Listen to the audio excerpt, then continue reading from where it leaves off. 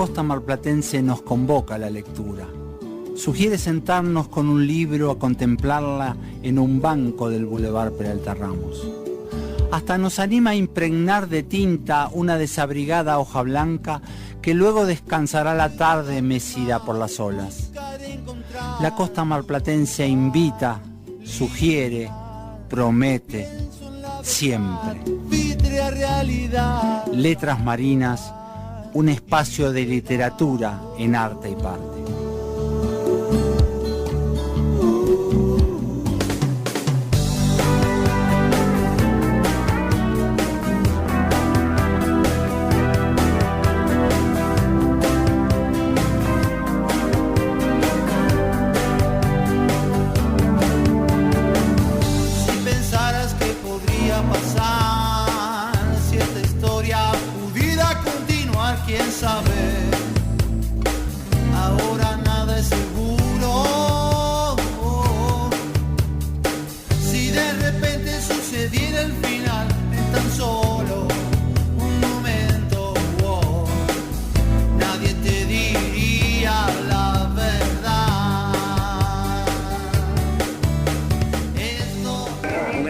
Para Letras Marinas, soy Felipe Piña, un abrazo grande.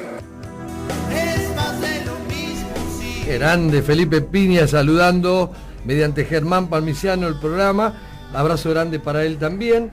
Y bueno, habitué de las charlas fundamentalmente de literatura y de la historia y demás con Luis María Estancione, que más de una vez lo ha presentado en el Ciclo Planeta cuando él viene en verano a presentar y a exponer sus libros. Así que queda todo en familia, y lo bueno es que la literatura tiene un espacio muy especial en la radio desde hace ya 71 programas con Letras Marinas y nuestro querido amigo de todos los lunes, Germán Palmiciano. Germán, bienvenido, buenas tardes, ¿cómo va? Hola Rodo, buenas tardes, ¿cómo estás? Bien, todo bien. Bueno, ¿qué tenemos para hoy?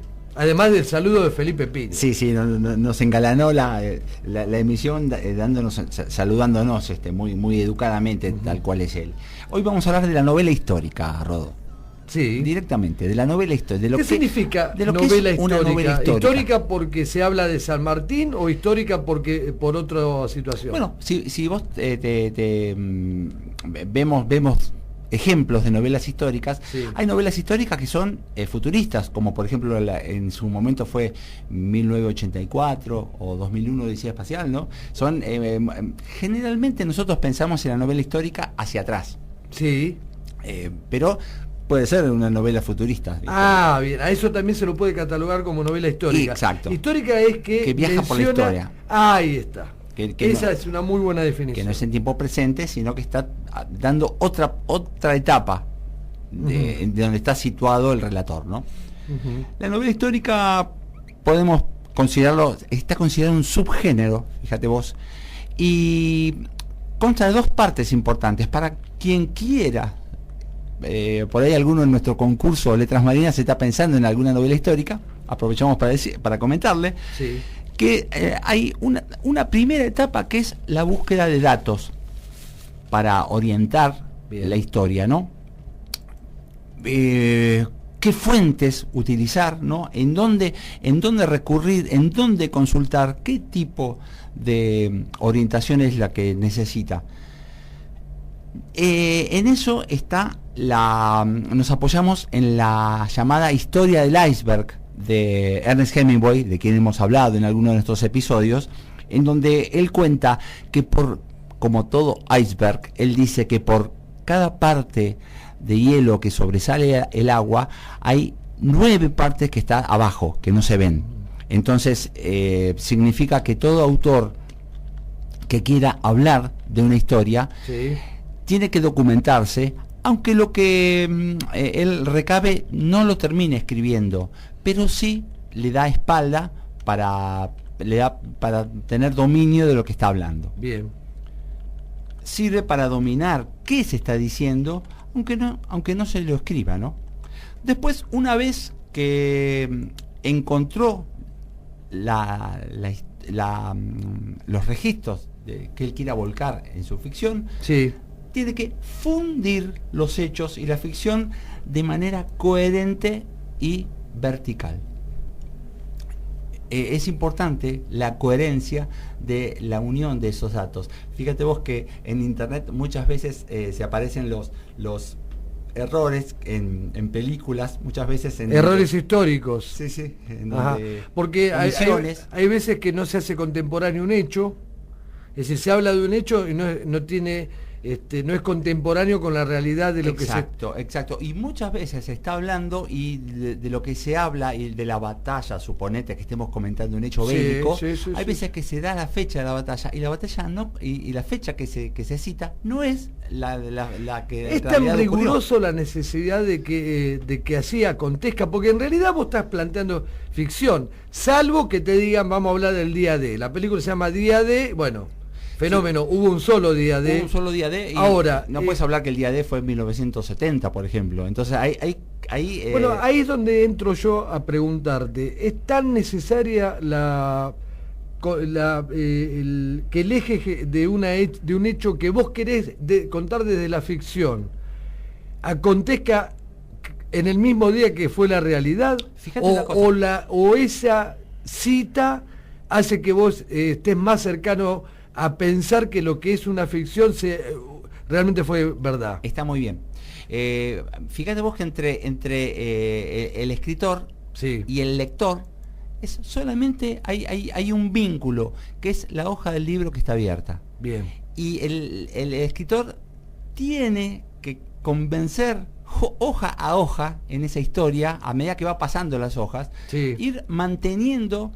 En algunos casos hay brillantes autores que van regateando la historia, no contándote cosas que las dan como sabidas, y al lector lo están convidando a que no deje de leer, a seguir atrapado por la historia. Uh-huh. Pero, ¿por qué? Porque está creyendo en la historia. Ya se sumó, ya se subió al libro. Si el lector te está mirando, está leyendo, y resulta que vos estás dándole se está dando cuenta que vos estás sanateando, que vos estás dando datos, que estás metiendo datos que son inconsistentes, te cierra el libro y se va a hacer otra cosa. Y ahí te perdió como autor. Bien.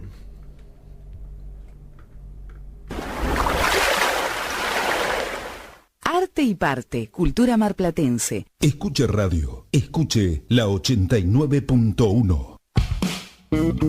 Acompaña a Letras Marinas, estación de servicio de gas natural comprimido, Champañat y Colón.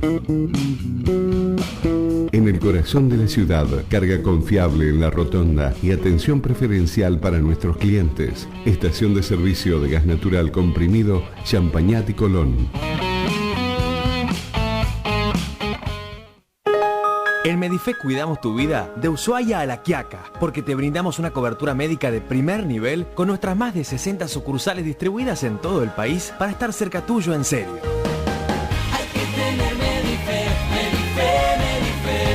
Medife, en todo el país cuidamos tu vida para que puedas vivirla.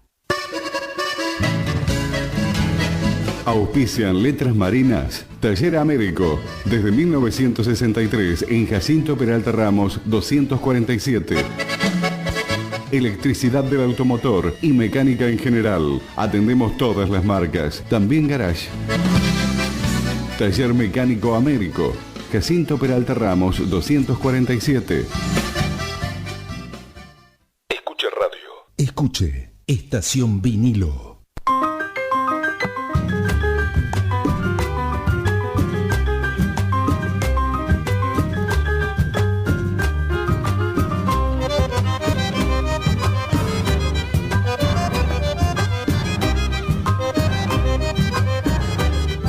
Moby Dick es un tema que a lo largo de los años siempre ha permitido una reedición, ya sea del tema literario, ya sea del tema fílmico. Ahora en Netflix hay una miniserie con respecto a Moby Dick, la famosa ballena blanca, que ya, según quién fuera el director de la película o el guionista o el escritor que hacía su propia versión de la historia, era chiquita, grande, mediana, buena o mala. Claro. Ha tenido varias vidas Moby Dick. Sí. Es una especie de Frankenstein del mar. Sí, señor. Sí, vamos a tomarlo como un ejemplo clásico de la novela histórica. Pese a que cuando yo era chiquito la leí el librito, en aquellos libros de la colección Villiquen o la Robin Hood, esos libros rojos o azules o amarillos. Creo que uno de los primeros libros que leí fue Moby Dick, y hablaba del cetáceo, del ballenato blanco y de arponeros y de un capitán con una pata que yo pensaba que era una pata de palo, pero resulta que era la pata fue hecha con el hueso de una ballena. Ajá. Con el diente de una ballena, ¿no? Claro. Y bueno, después encontré con que la historia de Moby Dick, sí, que consiste en un viaje en un ballenero con tripulantes de distintos países, como de Chile, de Colombia, de España, de China, con un capitán que se llamaba Ahab, que había perdido la pierna, ¿no? Sí. En una lucha anterior, en una anterior reyerta con Moby Dick, que Moby Dick causaba estragos a todos quienes osaran atacarla, y el capitán estaba obsesionado por vengarse de eso. Esto se apoya, fíjate vos, Rodo, se apoya en unos hechos reales, que fue el hundimiento de un ballenero en Essex, de Estados Unidos, que fue atacado por un cachalote, que también se decía que era un cachalote blanco, y también se hablaba de un cachalote albino que frecuentaba la isla de Mocha, en Chile. El hundimiento del Essex fue en el año 1820, y el cachalote en Chile merodeaba por el año 1850, por ahí. Bien. Y le llamaban Mocha, por la isla de Mocha, Mocha Dick. Y a lo mejor puede ser ese el origen de cómo Herman Melville utilizó para Moby Dick. Bien. Cambió el Mocha por el Moby Dick. Perfecto. Ahí estamos, bueno, con un gran ejemplo de lo que es una novela histórica. Cómo se apoyó en esos datos para después armar su hermosa historia de la ballena blanca. Para escribir una novela histórica, de hecho te tiene que gustar algún tema. Sí. Es decir, bueno, yo voy a hablar de un soldado argentino en la Revolución de Mayo. Sí. Primero, consultar la historia propiamente dicha. Exacto. Primero que nada, bueno, a ver la Revolución de Mayo. Es importante, como estábamos hablando en la parte anterior, de mantener la atención del lector. Entonces, situar los hechos históricos en la situación, hablemos, o sea, si digo 1806, donde alguno esté leyendo y se dé cuenta, me va a decir, ¿qué estás escribiendo? Porque la Revolución de Mayo no fue en 1806.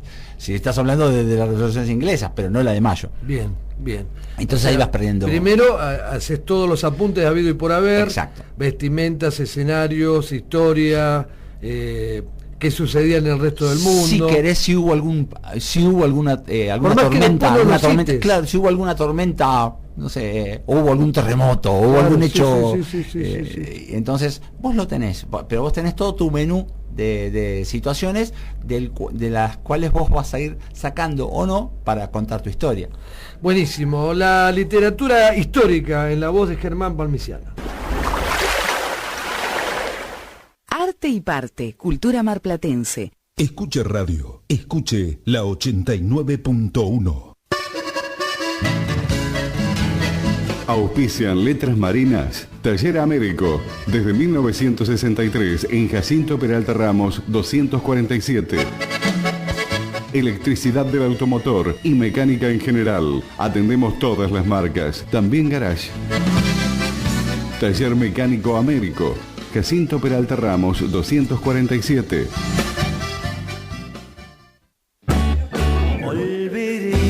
¿Qué gusto tiene el alfajor?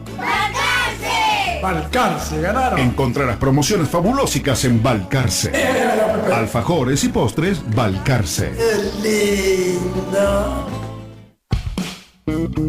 Acompaña a Letras Marinas, estación de servicio de gas natural comprimido, Champañat y Colón.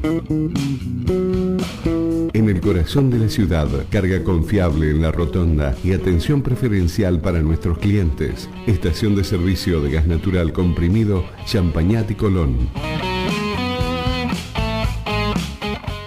Escuche radio. Escuche Estación Vinilo.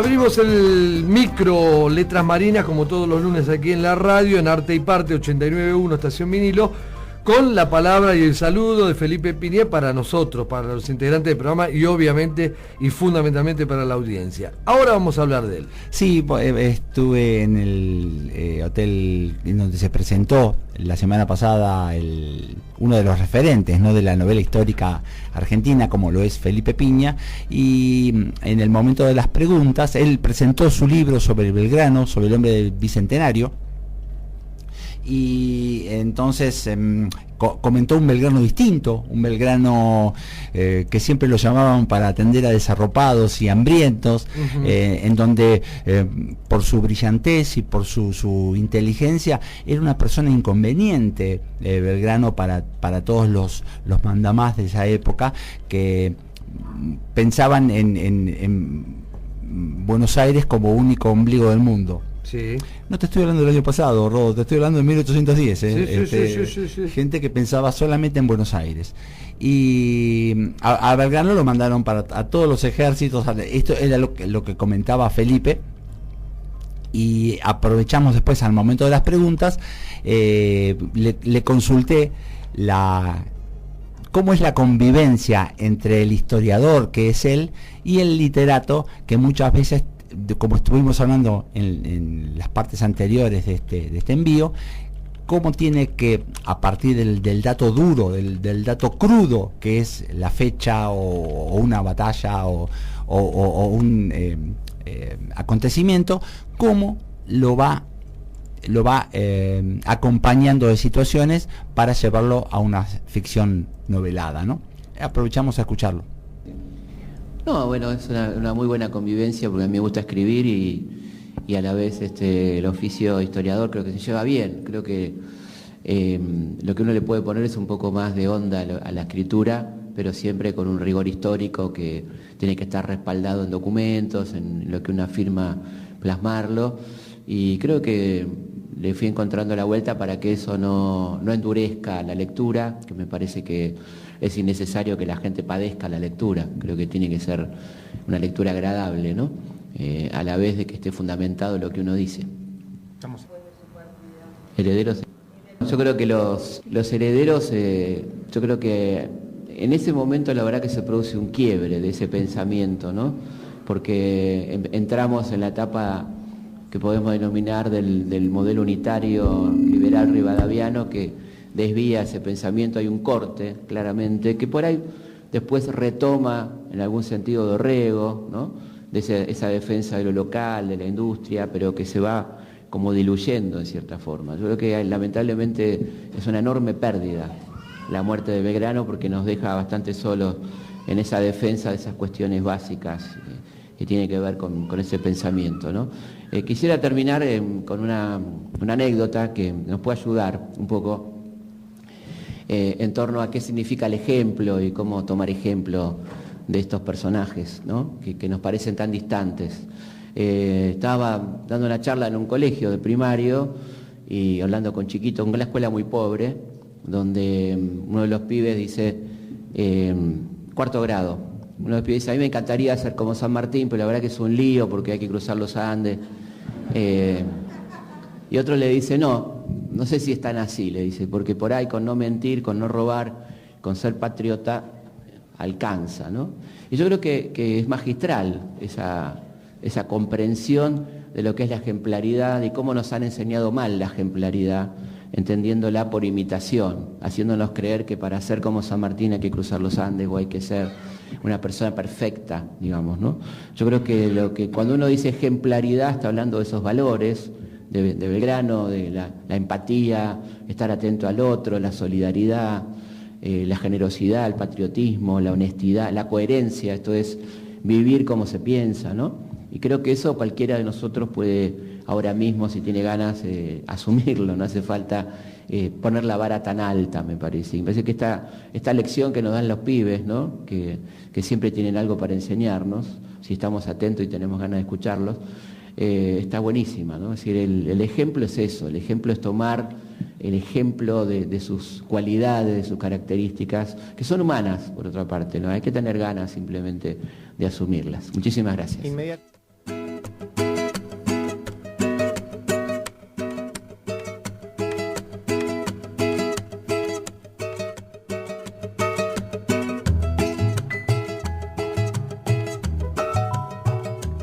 Bueno, un placer tener nada menos que a Felipe Piña, uno de los grandes revisionistas de estos momentos, si no el más popular, y ha hecho grandes programas de televisión también, y cuenta la historia desde un ángulo bien llano, bien humano, con respecto a aquella historia mitrista que lamentablemente aprendimos en el siglo XX en las escuelas. Y como él lo cuenta también Rivadaviana, ¿no? Aquel Belgrano de la estampita, cuando en realidad Belgrano era un ser humano que tenía sus pros y sus contras. Hizo mucho más bien que mal, tal vez no hizo mal, pero se lo conoce por, como el mismo Piña dice, ¿no? Uno que tenía plata y se retiró pobre. No es ni esa, pero señala el don de bien que él tuvo para su país o para... no era su país, era su patria, porque se estaba gestando no había un nombre lo de que país. Después sería país. Ni siquiera él lo vio. Y él fue fundador, ¿no? Bien, último minuto, concurso Letras Marinas. Concurso Letras Marinas. Cierra en marzo. El 28 tienen tiempo hasta el 28 de febrero. Bien. Como fecha límite para entregar su cuento. ¿Cómo es el cuento que tienen que entregar? El cuento es de tema libre, puede participar quien quiera, hasta 4 carillas y con una extensión de letra de, bueno, la 11 de un tamaño de letra común de 11. Si se puede dirigir a concurso _letrasmarinas@yahoo.com solo. Perfecto, gracias Germán, nos reencontramos el próximo lunes. Con mucho gusto. Arte y Parte, Cultura Marplatense, de lunes a viernes, con Rodolfo Puleo y Roberto Cabrera, por Estación Vinilo 89.1.